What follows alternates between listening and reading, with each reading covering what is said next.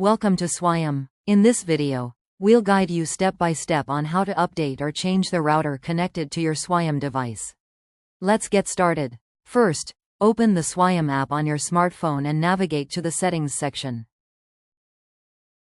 Next, select the Router Config option. Now, locate the button on your SWYAM device.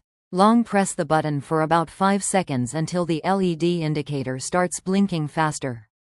On your phone, go to the Wi-Fi settings and connect to the newly created hotspot named SWYAM_AP.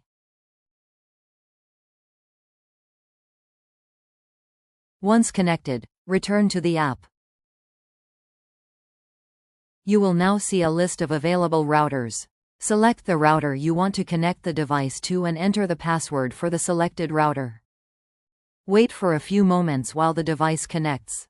The LED on the device will become stable once the connection is successful. Finally, confirm the connection in the app by selecting the option that matches the LED status on your device. If the LED is stable, your device configuration is successful. If the LED is still blinking, don't worry. Retry the process from the beginning. For any queries or assistance, feel free to contact us.